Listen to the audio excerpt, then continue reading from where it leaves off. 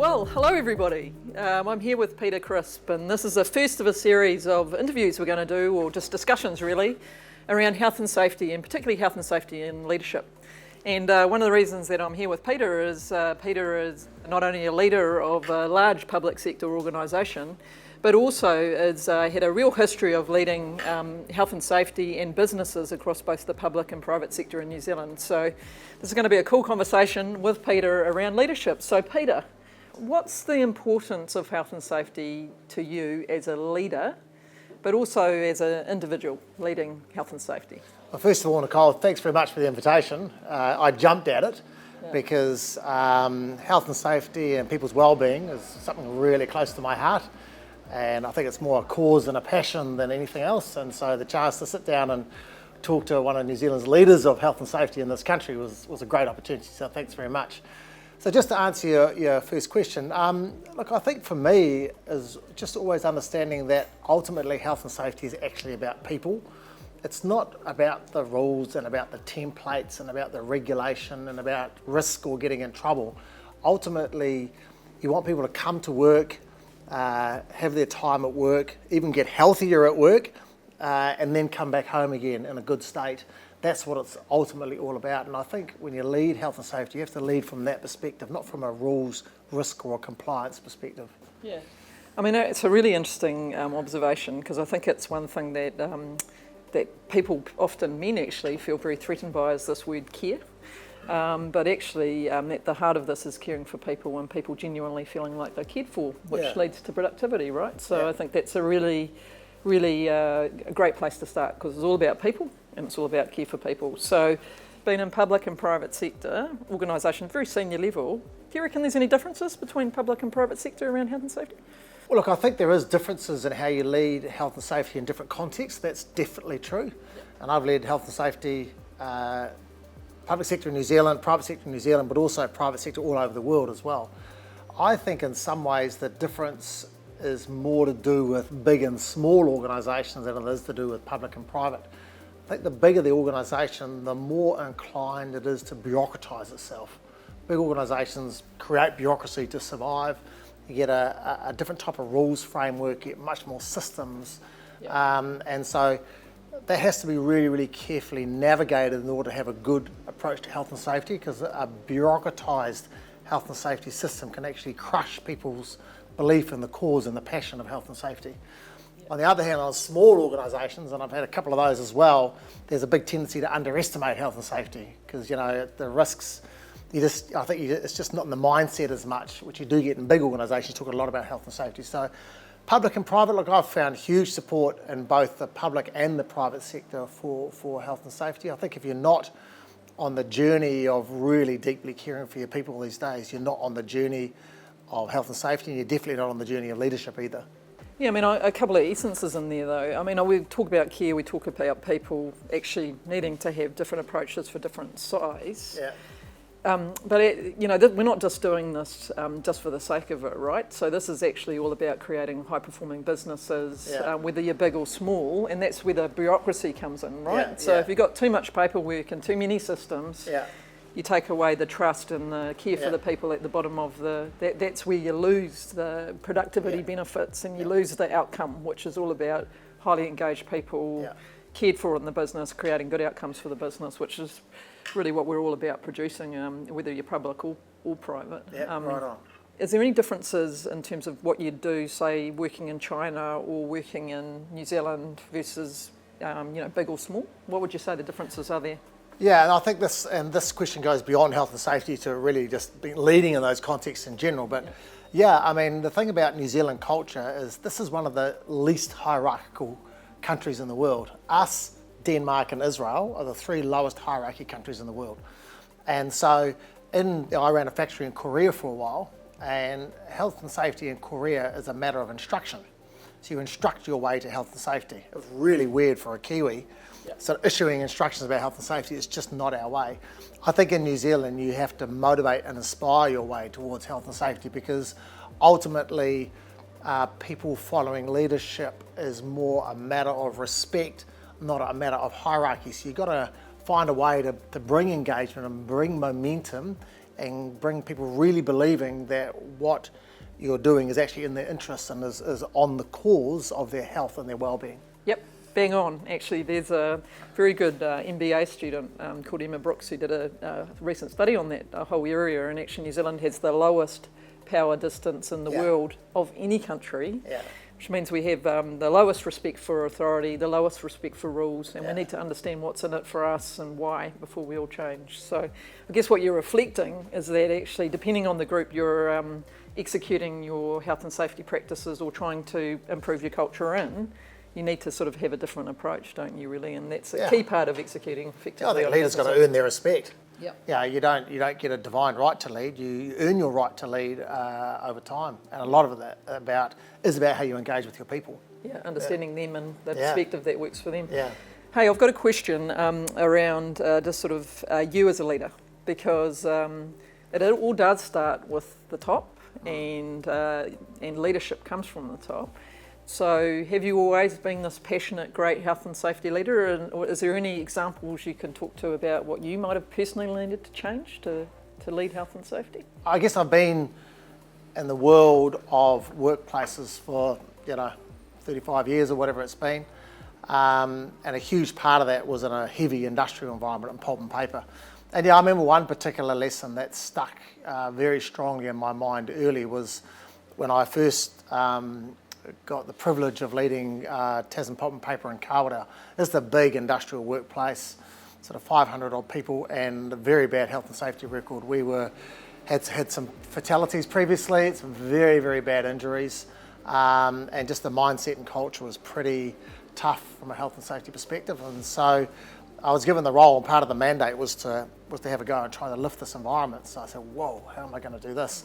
So I actually went out and sought the advice from an organisation called DuPont, who were known at that time for being pretty amazing at health and safety.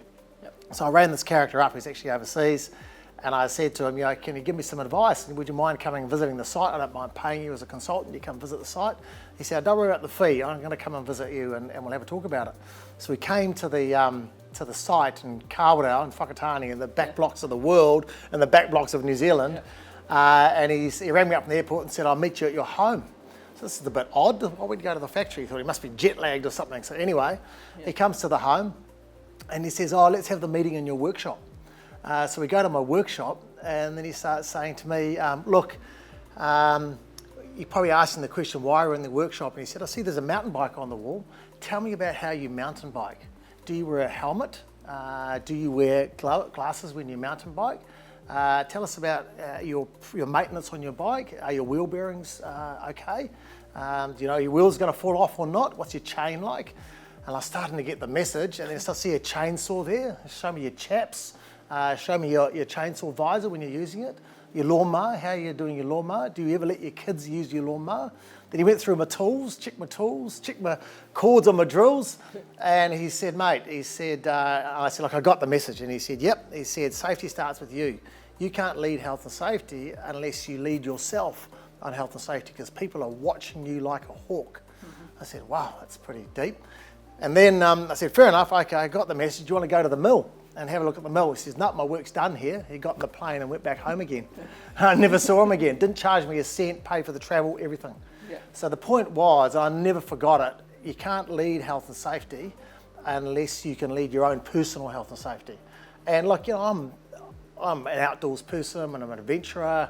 I've really had to change my whole approach to my life in order to change my approach to leadership of health and safety in the workplace. Yep. For example, I can't jaywalk anymore across Willis Street, which is out in front of the Majestic Centre in Wellington. It's a very dangerous stretch of road because we've said no jaywalking. So I can't jaywalk and say no jaywalking. It just doesn't cut the mustard. So it's a very simple thing, but that's been a very powerful thing. And the really liberating part of that is if you do get your own behaviour right, people do notice it. And over time, that is actually probably more powerful than any template or any checklist or any code of practice or anything out, is the ability to change your own behaviour, and the leadership around you can have a huge impact on the whole organisation. Great example, really great example. I still find it hard though, and I think I regress. Get out and get the lawnmower. I just want to quickly mow the lawns. Put your safety shoes on. Yep.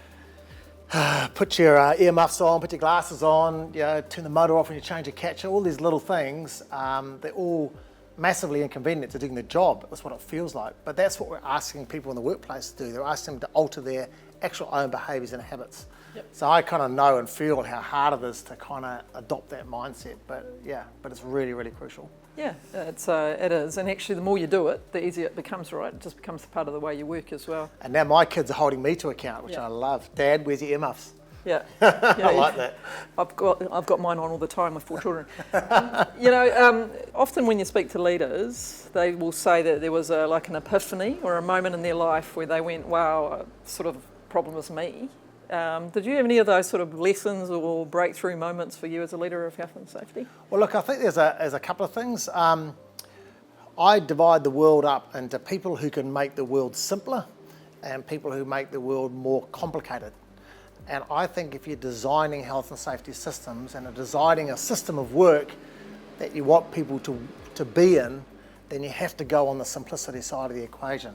And I just see there's enormous forces of complexity get unleashed in an organisation when you start talking about health and safety, because people go for perfection when actually what you need often is just very straightforward and very basic systems. And every time I loop back round to the design of a health and safety system, someone's added another column on the spreadsheet or another graph or another tick box. There's something they put in there because they want it, but do they really need it? And so just what are the forces or the mindset you're bringing about making your system as simple to work in? Because ultimately people who are in the organisation need to feel like it's for them. Yep. And it's really, really easy and intuitive, not a really high tensile, harsh experience to be part of that health and safety system. And it's very complicated to design a simple system. I reckon that's a really important insight though, like in terms of maturity of organisations, and I hear it a little bit now, when you're really new at this, you often go in quite hard on the system side because often it's the system piece that's completely missing, and you end up with all these documents and standard operating practices and procedures and sign-in documents and all this sort of stuff. And I often hear it when I'm out on the road, everybody goes, oh, this is a complete waste of time. But you sort of need to do that to then start to simplify it, because if you don't have a base system, then to actually understand how to simplify it and how to make it relevant to your business is not easy to do because you've got nothing to start with. But I'm thinking within the middle of that, you have to have your sense of, have you got the locker room, I call it. If you're a coach, in a sports team, have you got the locker room? Do the players believe in the coach? And so I know when we started the health and safety system, we started doing some near miss reporting, and actually car accidents were quite a high frequency. And we had one really nasty, it was a near miss, not an accident, down on Dunedin near Queenstown, where a guy veered off the road on the ice. Yep. And so I said, okay, they're often on that road, those guys need a different standard vehicle. They need basically a four-wheel drive vehicle with a different type of tyre on in the winter, and it was a lot more expensive, and it was tyres. And we said, and they said, we can't do that, it's not government policy. And I said, bugger that, we're the government, we make the policy, so that's what we're going to do. And we got it, and people looked at that and said, oh, okay, all right, so these guys are quite serious about this. So I think you've got to find those little things that help you to win the locker room. Yep. And so while you're building your systems, they say, right, I can see these people believe in us and our safety and us as people. Yep. And okay, I am going to be part of that system that they're building. I will report my near misses. I will identify my hazards, because they can see that it's actually part of an authentic commitment to them. Yep, things happen as a result of being involved and of the locker room talks. If you can lead on health and safety in a workplace, then it's a forerunner to leading on quality, leading on costs, leading on all the basic performance variables. Yep. Health and safety is the one that people will be more likely to believe your authenticity on in the get-go. Yep. And I think the one that you'll get good cooperation for at the get-go if they think you're genuine. So it's a great point of the spear to lead from, I think. Yeah. Authenticity and credibility with frontline teams, because actually you have to understand the issues that are important for them. I completely agree. Yeah. Thanks, Peter. Highly insightful, really, really good conversation. Guys, look out for the next edition of this. We're going to keep these going, bring in some great leaders coming in the next month or two. Talk soon. Be safe out there.